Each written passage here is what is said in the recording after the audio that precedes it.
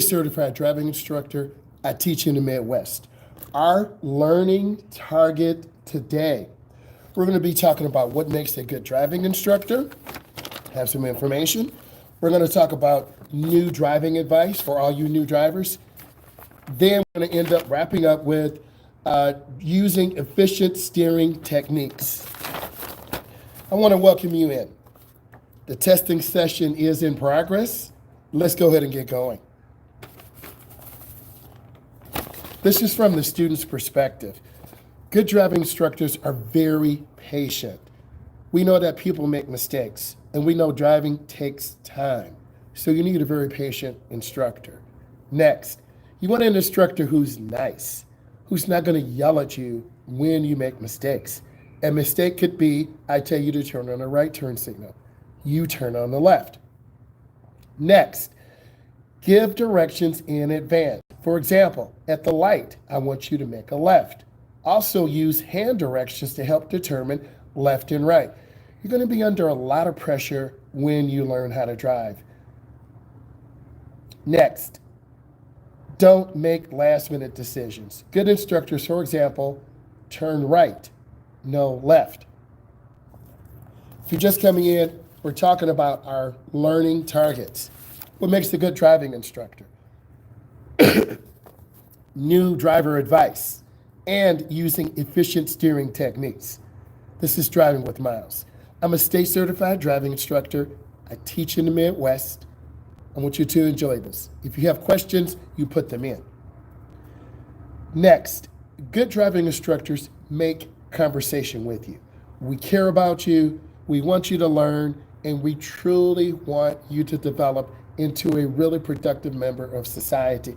Remember, driving does not make you an adult. It's the actions that you do.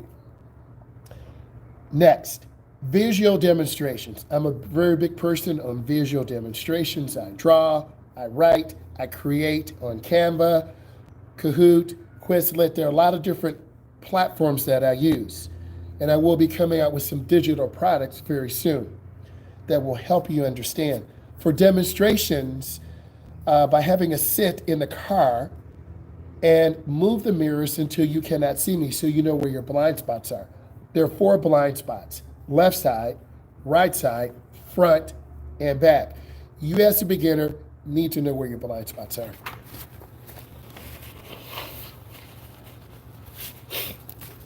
Next, good driving instructors are very considerate. Maybe you can't drive at 3:30. We might have to change it to 4. You send me a quick text. I make adjustments in the schedule. Classroom stories. I like telling classroom stories because it brings a foundation of learning. I had a beginning driver yesterday, 25 years old. The young man was very nervous, driving very stiff, holding the wheel. I told my client, relax, take your time. As a result, he was hugging the right side of the road. I told him, relax. It took about 25 minutes. He did pretty good. Next, good driving instructors are fun. I do enjoy what I do, as you can tell by me going live all the time.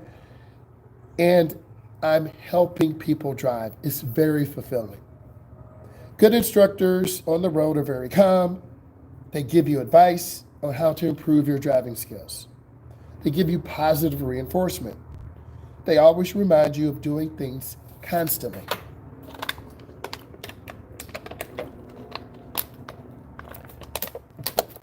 Next, always allow you to fix your mistakes and to figure out what you're doing wrong. That's called self-learning. And I want to create an environment where it's okay to make a mistake. Many of you have been in a classroom in high school or college and you made a mistake. And then you're scared to ask the teacher for help. Don't feel like that when you drive with me or you see my content. Ask questions. It's not perfect. Parking, turning, lane changes. Remember, we all had to learn how to drive, including me. Our learning target. We're talking about what makes a good driving instructor from the student's perspective, how to use efficient steering, and new advice for beginning drivers. I'm your host, Driving with Myles. Testing is in session.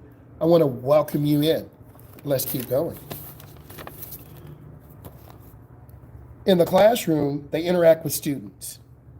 They let you work on your packet. They let you examine your mistakes and then make those mistakes correct answers. They help you figure out things and answer all of your questions. So if you have questions, you need to put those in. They use their hands to show you where to look. I need you to look left. I need you to look right. I need you to slow down.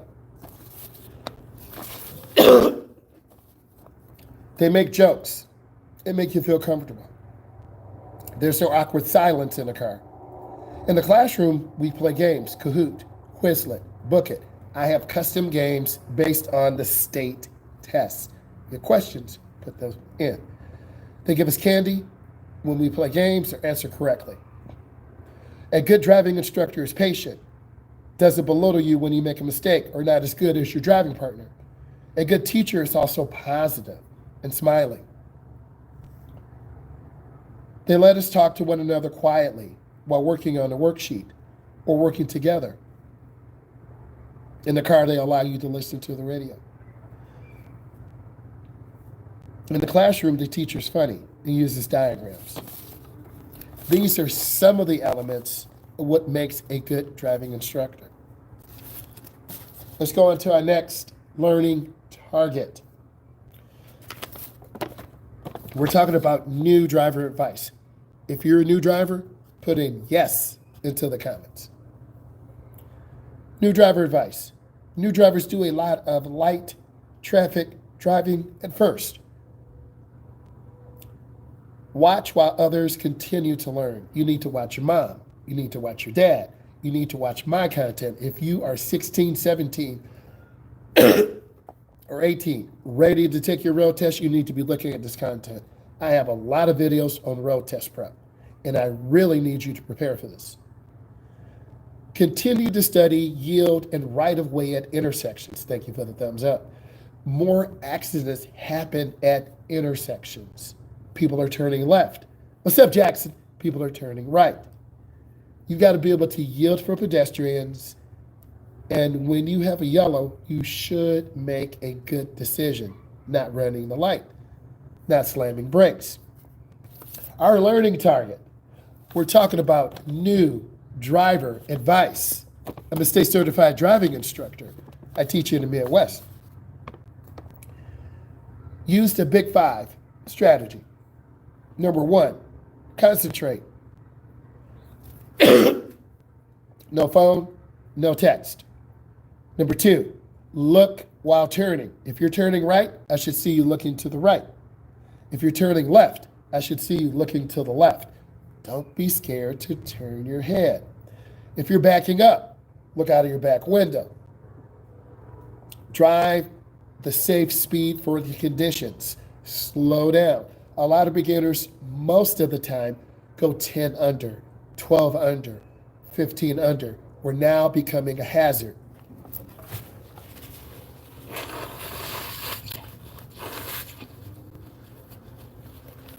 Don't be a hazard on the road.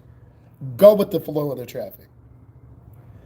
Beginning drivers have a lot of following distance, meaning you don't keep up with the flow of the traffic. Beginning drivers stop early, roll up to the slowdown. Beginning drivers also have a lot of room when they're pulling out in traffic. Don't pull out in front of a moving car. You'll scare your parent. Do not, I repeat, do not scare the parent. New drivers don't judge speed very well and distance.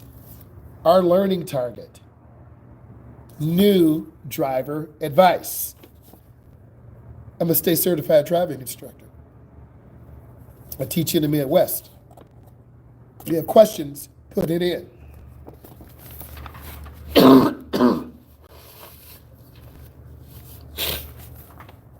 Let's continue. New drivers don't judge speed and distance very well. Little do you know, they need a lot of verbal instructions ahead of time. Your mom, your dad, your instructor, your uncle should be talking to you, coaching you, helping you. We want you to be safe. I'm okay. Getting better. But thank you. My voice is better. Don't assume they know what to do yet. It takes time. We're still standing on our learning targets.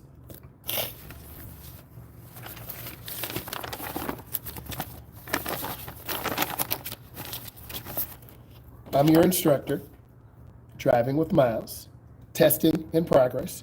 I want to welcome you in. Now we're going to talk about steering. Why is it important? How do you turn the wheel? Crash statistics indicate that driver errors involving steering techniques are the main causes of crashes. When driving off the road, methods used to control steering inputs for drivers are often outdated and ineffective. For avoiding crashes, modern technology is always changing. The demands of driving, setting up techniques. The steering wheel. Steering wheel and associate mechanisms have changed dramatically over the years. The size, the type of input, the responsiveness of the steering in regarding to the directional change and steering ratios. Example, a school bus has a larger ratio than a sports car.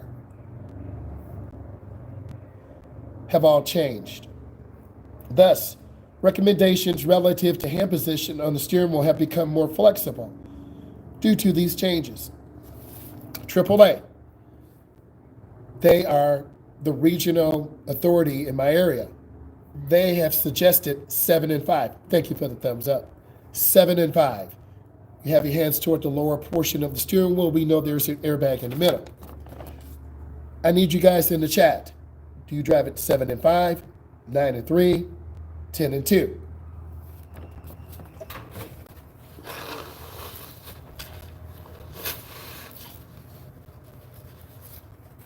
Let's continue. Learning targets. We're talking about using efficient steering techniques. Let's continue. Hand position. Hand position should be placed outside of the steering wheel on opposite sides. Yes, 8 and 4. I learned 9 and 3. Jackson, what's your steering position? Type it in. And hey, if this is bringing you value, give it a thumbs up. If you're getting value. Your grip should be firm yet gentle. The adult that I had yesterday that was 24, his name was Robert. He was really squeezing the wheel really hard. He couldn't control the car. It was his first drive. I was trying to support him. I told him to relax. He was literally hugging the right side of the road. He did pretty good in roundabouts. Use your fingers instead of your palms of the hand to keep your thumbs up along the face of the steering wheel. Thank you. Never turn the wheel while gripping it from the inside, meaning like this. If you turn the wheel like this, you're going to over-rotate your shoulder and you're going to throw the car.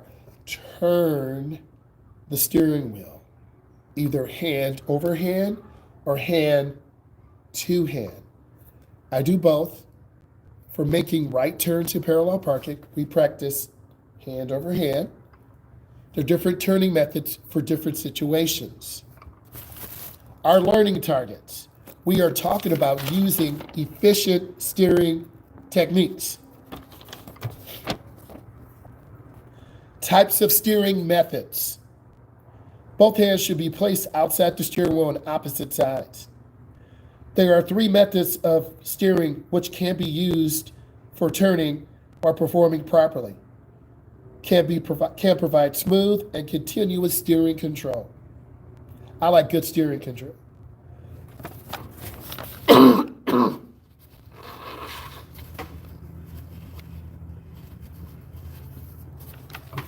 Let's continue. Hand to hand, commonly called push-pull steering. When using this method, your left hand grasps the steering wheel at 7 and 8 o'clock. Your right hand is between 4 and 5. Depending upon the direction of your turn, your right and left hand pushes the steering wheel up and the opposite hand slides up, grasping the wheel and pulling down. While pulling the steering wheel, hands move down. The hand is initially pushed to the sides and back toward the original position. Happy Wednesday. Thank you. Means a lot. I really appreciate that, E. Thank you so much. And thank you for support yesterday and now. Thank you. Appreciate you. Mean it.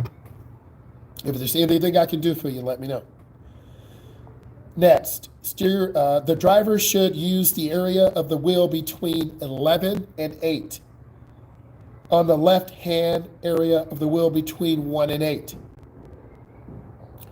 We're talking about our learning targets using efficient steering. You have questions, put those in. Simply reverse the procedure when bringing the vehicle back to the desired path. This is preferred method of steering.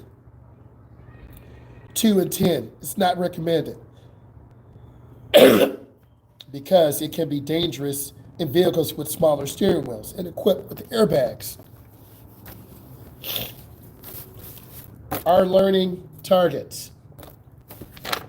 You learn about efficient steering.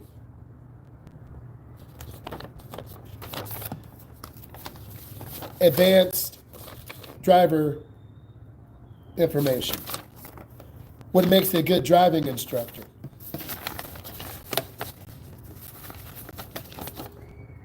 Jackson, I will message you back on Instagram. I remember seeing your message. I'm driving with Myles. Test is in session. I want to welcome you.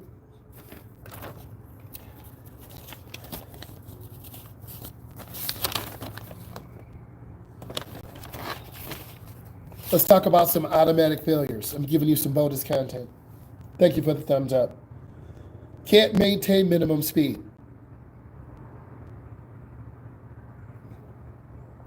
Drive more than 10 miles under the limit. When operating a manual, the car lurches forward. Let's look at some examples. This is your stop line. If your car's past the line, you'll receive a minus. This is the reverse park, where you have to reverse into a stall park, just like backing in your driveway. This is real good information to help you. Let's talk about the parallel park. This is what fails most students. The reverse parallel park. You need to be able to maneuver your car into position. Success leaves clues. If this was successful for you, give it a thumbs up.